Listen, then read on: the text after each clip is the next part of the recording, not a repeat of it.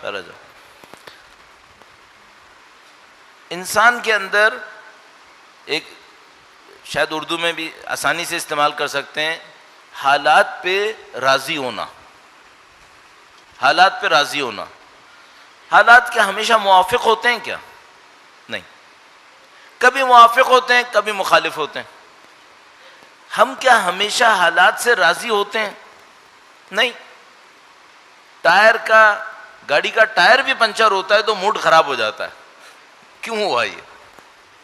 ایسا کیوں ہے؟ اس کی وجہ ایک بات تو یہ کہ میں اپنی کنوینئنس کو خطرے میں پڑتا دیکھتا ہوں تو میرا موڈ خراب ہوتا ہے کہ بھئی میں سکون سے چل رہا تھا، اب یہ ٹائر پنچر ہو گیا، اب مجھے اس کے اوپر محنت کرنی پڑے گی، جہاں میں جا رہا تھا وہاں دیر سے پہنچوں گا، تو جو میرا سکون تھا وہ سکون چیلنج ہو گیا، تو مجھے برا لگا۔ اچھا یہ کیوں برا لگا؟ کیونکہ میں یہ سمجھ رہا تھا کہ دنیا اسی طرح چلے گی جیسے میں نے سوچا ہے۔ کوئی عقل مند آدمی یہ کہے گا کہ دنیا ویسی چلے گی جیسے میں نے سوچا ہے؟ نہیں، تو پھر غصہ کیوں آ رہا ہے؟ دنیا ویسی نہیں چلے گی جیسے میں نے سوچا ہے، اس کو تسلیم کیوں نہیں کیا ابھی تک؟ نہیں تسلیم کیا۔ یہ وہ جگہ ہے، اخلاق کو ہم نے عقائد سے کنیکٹ نہیں کیا ہے، یہ مشکل ہے ہماری۔ ہم نے اپنے لیے اخلاق بنائے ہیں، برے نہیں ہیں، اچھا ہے الحمدللہ رب العالمین، لیکن گہرائی نہیں ہے اس کے اندر، گہرائی نہیں ہے، سادہ سادہ میں چل رہا ہے۔ اب دیکھیے دین ہمیں کیسے سکھا رہا ہے۔ میں آج بیٹھے بیٹھے ایسے میرے ذہن میں آئی کہ یہ جو سورہ حمد ہے اس کی سٹارٹنگ بڑی عجیب ہے۔ بسم اللہ الرحمن الرحیم، الحمد للہ رب العالمین۔ اسٹارٹ کہاں پر ہے؟ پوری قرآن شروع ہو رہا ہے، آپ کی ہر نماز شروع ہو رہی ہے، آپ کی ایک دن میں پتہ نہیں کتنی دفعہ فاتحہ آنی ہے۔ کہاں سے شروع ہو رہا ہے؟ خدا تعریفیں ساری تیرے لیے ہیں، الحمدللہ۔ اچھا جس دن آپ سورہ فاتحہ پڑھ رہے ہوتے ہیں ہمیشہ آپ کے لیے اچھا دن ہوتا ہے؟ نہیں، سختی بھی ہوتی ہے، نرمی بھی ہوتی ہے، کسی دن بہت سخت دن ہوتا ہے، اس دن سورہ فاتحہ نہیں پڑھتے؟ پڑھتے ہیں۔ یہ الحمدللہ پھر کیسے کہتے ہیں؟ سوچتے نہیں ہیں اس لیے کہتے ہیں، سوچا ہی نہیں۔ تو اب ایک کام کرتے ہیں، ہم سورہ فاتحہ پڑھتے وقت جب کہیں الحمدللہ اپنی زندگی کو سوچیں اور کہیں خدا اسی پہ شکر کر رہا ہے۔ ٹھیک ہے، ان میں سے بہت ساری چیزیں ایسی ہیں جو مجھے اچھی نہیں لگ رہی، لیکن الحمدللہ ٹھیک ہے، شکر الحمدللہ۔ یہ کر سکتے ہیں ہم یا نہیں کر سکتے؟ دیکھیں آپ نماز یہیں سے شروع کریں، الحمدللہ رب العالمین، خدا ہے تیرا شکر۔ اچھا ابھی نماز سے پہلے آسانی تھی یا مشکل تھی؟ بہت مشکل تھی، ابھی شکر کرو گے؟ ہاں شکر کروں گا۔ کیوں؟ کیونکہ میں بندہ ہوں، میں خدا نہیں ہوں، میں خدا کی ہر دی ہوئی زندگی کا شکر کروں گا، ہر دیے ہوئے حالات کا شکر کروں گا۔ یہ کنیکشن ہم نہیں جوڑ پائے، یہ ہمیں جوڑ لینا تھا۔ الحمدللہ خدا تیرا شکر، سختی تھی؟ ہاں تھی، پھر بھی شکر الحمدللہ رب العالمین۔ ایک ذرہ بھی خدا کی ربوبیت سے باہر نہیں ہے، میں بھی اس کی ربوبیت کے اندر ہوں۔ آج سختی نظر آ رہی ہے پھر بھی شکر، ہاں شکر، کیوں؟ ایک رب ہے میرا، بے آسرا نہیں ہوں، آسرا ہے، شکر کرو۔ اب ذرا سوچو کسی کا کوئی بہت عزیز دنیا سے جائے، اب بھی خبر ملی ہے 10 منٹ پہلے کہ وہ دنیا سے گیا ہے، اس کو نماز پڑھنی ہے، اور کیا کہنا ہے؟ الحمدللہ رب العالمین۔ اس ربوبیت کو تسلیم کرتے ہیں ہم؟ زبان سے کرتے ہیں، اندر سے نہیں کر رہے۔ آپ ذرا ایک جملہ سوچیں، یہ میں بات کی بات پہلے کہہ رہا ہوں، جو میں شاید بعد میں کہتا، لیکن میں سوچتا ہوں بعض اوقات کہ بتانے میں کنجوسی نہیں کرنی چاہیے. پلاننگ تو اچھی چیز ہے لیکن کنجوسی اچھی چیز نہیں ہے. بول دینا چاہیے، بعد میں کہنے کے لیے خدا کچھ اور دے دے گا انشاءاللہ. سید الشہداء نے اپنے آخری لمحات میں جو جملہ کہا ہے وہ کیا ہے؟ خدا میں تیری قضا پہ راضی ہوں. اللہ اکبر. کہاں جا کر کہا ہے؟ اور تعجب ہے اگر آپ غور کریں جو 3 جملے سید الشہداء نے کہے ہیں، رضن بے قضائک، تسلیماً لامرک، لا معبود سواک، یا غیاث المستغیثین. عربی میں تینوں چاروں جملوں میں میں نہیں ہے. یہ نہیں کہا میں راضی ہوں، میں کا لفظ ہی نہیں کہا ہے. سید الشہداء اس عالم میں خدا سے کہتے ہیں خدایا میرے لیے میں کچھ نہیں ہوں، تو ہی تو ہے. تیری قضا پہ راضی ہوں، تیرے امر پہ تسلیم ہوں، تیرے سوا کوئی معبود نہیں ہے. یا اللہ. اچھا اب یہ جو مجھے سیکھنا ہے یہ کب سیکھنا ہے؟ اب یقین مانیے ہم سب کے ذہنوں میں نا ایک عجیب سا تصور چل رہا ہے. وہ کیا؟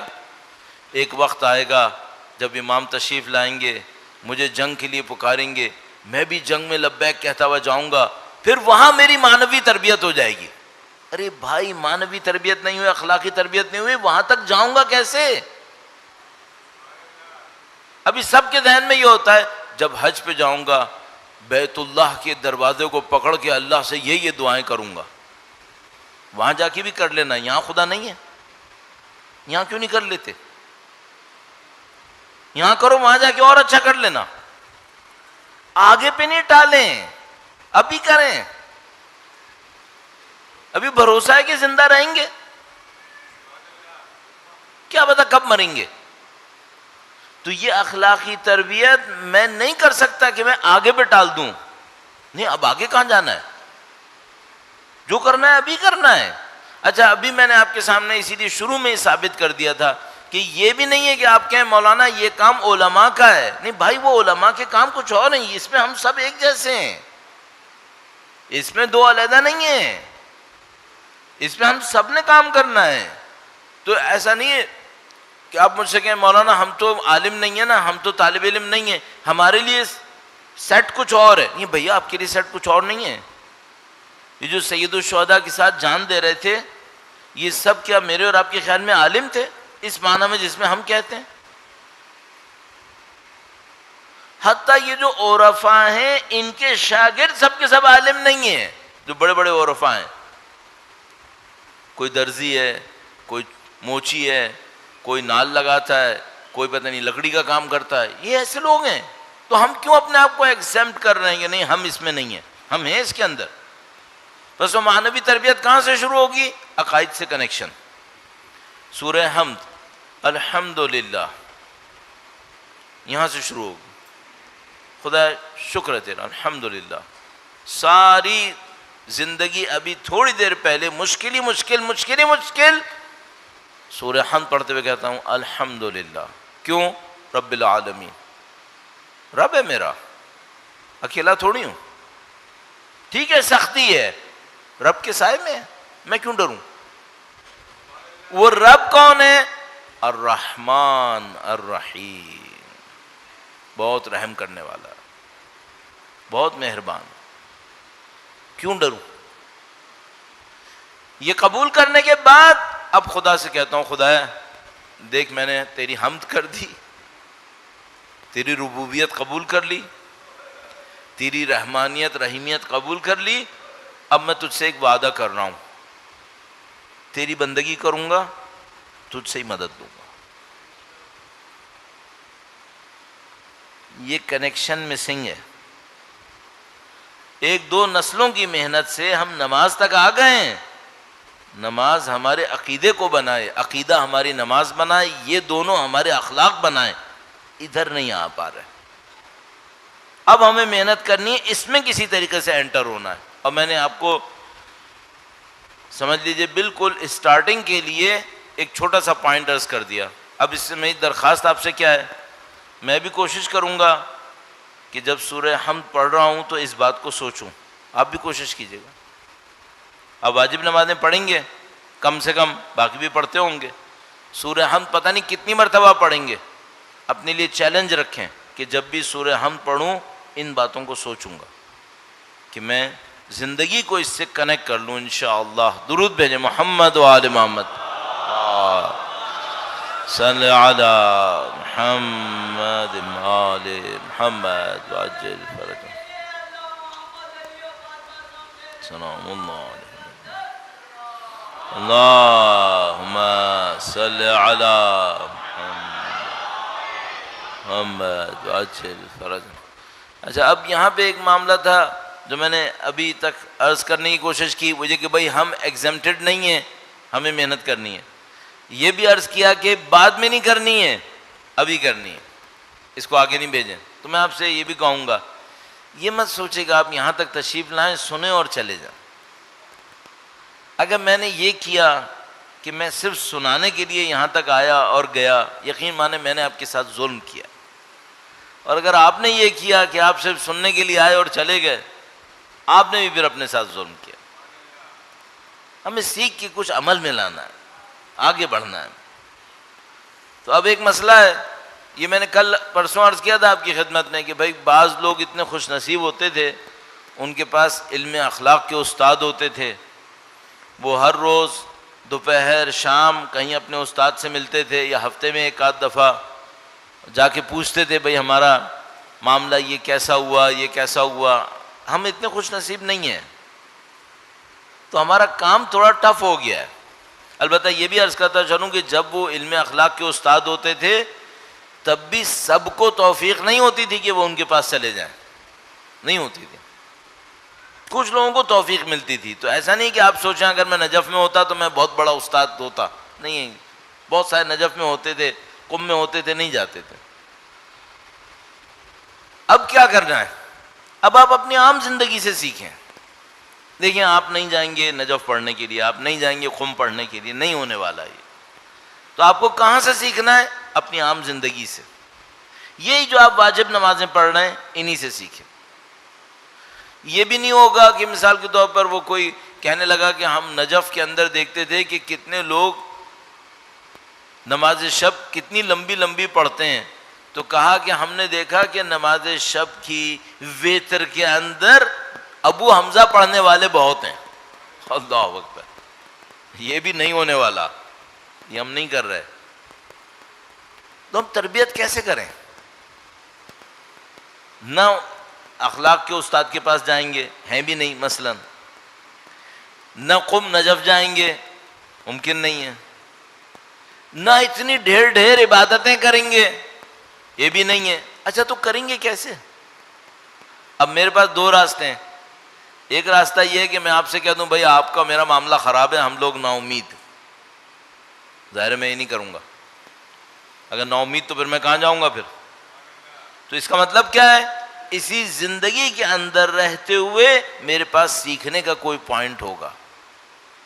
اسی زندگی میں رہتے ہوئے نہ میں کوئی عارف ہوں، نہ میں کوئی زاہد ہوں، نہ میں کوئی عالم ہوں، عام زندگی گزار رہا ہوں. آفس جاتا ہوں، دکان میں جاتا ہوں، بزنس کرتا ہوں، جاب کرتا ہوں، کھیل کود بھی ہے، خاندان بھی ہے، گھر بار بھی ہے، شاپنگ بھی ہے. اسی میں رہتے ہوئے سیکھنا ہے. اب کیسے سیکھنا ہے؟ یہاں سے کیسے سیکھنا ہے؟ ایک تو بات میں نے عرض کی جس کو بعد میں بھی عرض کروں گا، عبادتوں سے اخلاق سیکھنا ہے. جو میں نے ابھی ایک پوائنٹ عرض کیا، جیسے سورہ فاتحہ سے اخلاق کیسے سیکھیں گے، تو ایک چھوٹا سا پوائنٹ تھا. اب میں ایک اور بات عرض کر رہا ہوں، عام زندگی سے سیکھیں، عام زندگی سے اخلاق سیکھیں. اچھا وہ عام زندگی سے اخلاق سیکھنا، یہ میں بتا رہا ہوں یہ کی پوائنٹ ہے. اگر ہم لوگ عام زندگی سے اپنے اخلاق سیکھنا شروع کر دیں، یہ کی پوائنٹ ہے. یہاں پہ آتے ہیں اور وہ غصے والی بات کو میں دوبارہ لے کر آتا ہوں. درود بھیجے گا محمد و آل محمد پہ. صلی علی محمد آل محمد وعجل فرج. اچھا میں ایک پوزیشن میں آ گیا ہوں، فرض کر لیتے ہیں کہیں پہ جا رہا ہوں، کوئی کام ایسا ہوا ہے جو مجھے پسند نہیں آیا. چھوٹی چھوٹی مثالیں میں نے عرض کی, گاڑی کا ٹائر پنچر ہو گیا, فلاں کے پاس گیا, اس سے ملنے کے لیے اس نے ایسے منہ بنا کے مجھ سے بات کی, بدتمیزی کر دی, یہ ہوا وہ ہوا, کوئی بھی چیز ہوئی مجھے پسند نہیں آ رہا. صحیح ہے, کیا میں اپنے آپ کو یاد دلا سکتا ہوں کہ عقیدے کے اعتبار سے مجھے اب کیا کرنا چاہیے؟ یہ اسٹارٹنگ پوائنٹ ہے. اگر آپ کے اور میرے اندر یہ کنٹرول آ جائے کہ ہم اپنی عام زندگی میں دین کو یاد کر لیں, یہاں سے ہماری تربیت شروع ہو جائے گی. دیکھیں ابھی آپ یہاں بیٹھے ہوئے ہیں, یہ مجلس ہو رہی ہے, ماحول دین کا ہے, سید الشہداء کا فرش عزا ہے. یہاں جو بھی دو افراد بیٹھے ہیں نا, وہ اس کانٹیکس میں بیٹھے ہیں. تو آپ کے برابر میں جو بیٹھا ہے وہ بھی عزادار ہے, آپ کے برابر میں جو بیٹھا ہے وہ بھی دیندار ہے. آپ ایک دوسرے کے ساتھ کم سے کم یہاں پر غلطیاں نہیں کریں گے. تو جو یہاں پہ صحیح ہیں اس کا مطلب ہے یہ ہر جگہ صحیح ہوں گے؟ نہیں. یہاں پہ ماحول نے صحیح کیا ہوا ہے. کیا ایسا ہو سکتا ہے کہ یہ ماحول ہمیں باہر بھی یاد آئے؟ مثلا میں باہر گیا, وہاں مجھے ایک آدمی نظر آیا, اس آدمی کا اس کمیونٹی سے کوئی تعلق نہیں ہے, نہ یہاں کا رہنے والا ہے, نہ ہمارے دین مذہب کا ہے, مثلا نہ شکل شمائل سے ہمارا جیسا لگ رہا ہے, کچھ نہیں ہے, کچھ اور ہے. مثلا اس نے ایک بات کی مجھے اچھی نہیں لگی, کیا میں سوچ سکتا ہوں یہ بھی اللہ کا بندہ ہے, برداشت کر لوں؟ یہاں پہ کیوں برداشت کر لوں گا؟ کچھ دیکھ دکھاؤ میں بھی کرنا پڑے گا, رکھ رکھاؤ میں بھی کرنا پڑے گا. سب جانتے ہیں مجھے یہاں پہ. میں اگر یہاں بیٹھا ہوں ممبر کے اوپر, تو یہاں کوئی ایسی حرکت کروں گا جس سے میرا اندر کا کوئی ضعف, کمزوری نظر آئے آپ کو, کوشش کروں گا نہیں کروں. اور باہر جا کے باہر معاملہ خراب. اگر ہم اور آپ اپنی زندگی میں یہ کام کر سکے کہ جس موقعیت میں آئیں, جس پوزیشن میں بھی آئیں, اپنے دین سے پوچھیں کیا کرنا چاہیے. اور پھر وہی مسئلہ ہے, عقیدے کو لاؤ, عقیدے کو بیچ میں لاؤ, نظر انداز مت کرو. ایک مثال عرض کرتا ہوں, درود بھیجے گا محمد و آل محمد پر. صلی علی محمد آل محمد وعجل فرج. آیہ کریمہ ہے, قل لن یصیبنا الا ما كتب اللہ لنا هو مولانا وعلی اللہ فلیتوکل المؤمنون. کہو اے نبی, کوئی چیز ہمیں مصیبت کی نہیں پڑے گی سوائے وہ جو خدا نے ہمیں لکھی ہے. خدا نے لکھا ہے تو پڑے گا. لن یصیبنا الا ما كتب اللہ لنا هو مولانا, وہ ہمارا مولا ہے, وہ ہمارا آقا ہے, اور اسی پر ہم مومنوں کو توکل کرنا ہے. صحیح ہے, یہ ایک آیہ کریمہ ہے. اچھا یہ بھی عرض کرتا چلوں کہ یہ جو کووڈ وغیرہ کا زمانہ آیا تو اس کے اندر لوگ بہت پوچھتے تھے کہ مثلا مولانا کوئی آیت بتائیں جس سے کووڈ کا علاج ہو جائے. اس طرح کی باتیں بہت ہوتی تھیں. تو مثال کے طور پر ہر ایک نے کہیں نہ کہیں سے کچھ نہ کچھ نکالنے کی کوشش کی. تو اس زمانے میں دیکھ رہا تھا, تو ایک زمانے میں آیت اللہ خوانصاری ایک ہوتے تھے, ان کے شہر میں کوئی وبا آئی, کوئی مشکل آئی تھی, تو وہ اپنے علاقے کے مرجع تقلید تھے. میں خود خوانصار ایک شہر ہے چھوٹا سا, وہاں پہ پڑھ چکا ہوں. وہاں پہ بڑے بڑے مرجع تقلید تھے, بہت اچھا شہر تھا. تو اور یہ بہت پہلے کی بات ہے, یہ بات ہے پہلی اور دوسری جنگ عظیم کے درمیان کی. تو لوگ ان کے سامنے آئے, انہوں نے کہا آقا صاحب بہت مسئلہ ہے, وبا آئی ہے, یہ ہے وہ ہے. تو انہوں نے کہا کہ اگر میں تمہیں کوئی حل بتاؤں تو کرو گے؟ انہوں نے کہا ہم کریں گے. تو انہوں نے ایک روایت ہے ہمارے پاس جس میں مولا امیر المومنین نے آیتیں بتائی ہیں. درود بھیجے گا محمد و آل محمد, اللہم صلی علی محمد وعجل فرج. وہ روایت بھی ہے ہمارے پاس کتابوں میں. تو انہوں نے اس روایت کو استناد کیا, 7 آیتیں اور ایک جملہ امام نے آخر میں دعا کے لیے کہا ہے. کہ یہ 7 آیتیں پڑھو اور اس کے بعد دعا کرو.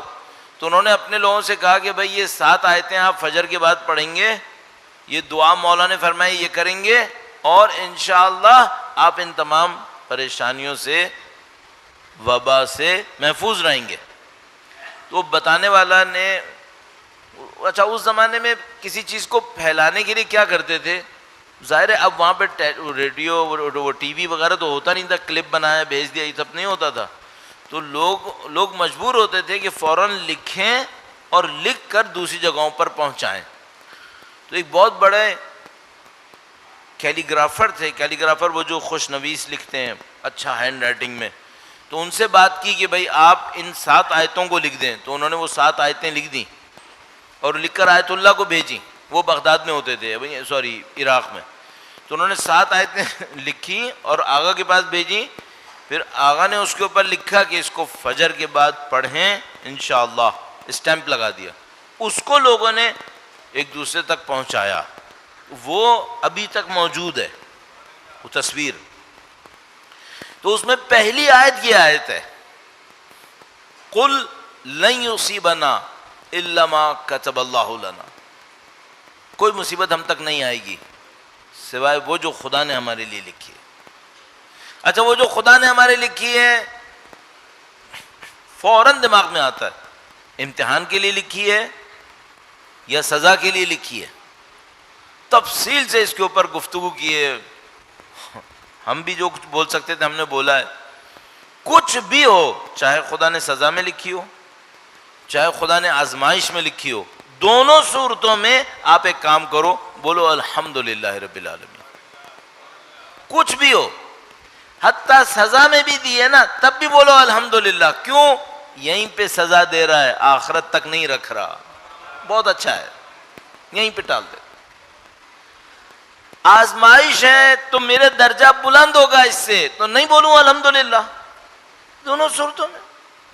تو آیت کریمہ کیا فرمائے, قل لن یصیبنا, کوئی مصیبت ہم تک نہیں پہنچے گی الا ما کتب اللہ لنا. اس پہ یقین کرو. آپ اپنی زندگی میں ان آیتوں کو جمع کریں. جب بھی کسی ایسی ناگوار چیز پر پہنچیں اپنے آپ کو یاد دلائیں, یہ زندگی میرے کنٹرول میں نہیں ہے, ہر چیز میری مرضی کے مطابق نہیں ہوگی. میری ہر اولاد وہ کرے جو میں چاہتا ہوں, نہیں ہونے والا, نہیں ہوگا. میرا ہر ہمسایہ وہ کرے جو میں چاہتا ہوں. بندے خدا, اللہ کے رسول ان لوگوں کے ساتھ رہ رہے تھے جو وہ کام کرتے تھے جو اللہ کے نبی پسند نہیں کرتے تھے, پھر بھی رہتے تھے. تو یہ جو کنیکشن ہے نا, یہ آپ اور میں اپنی زندگی میں جوڑنا شروع کر دیں.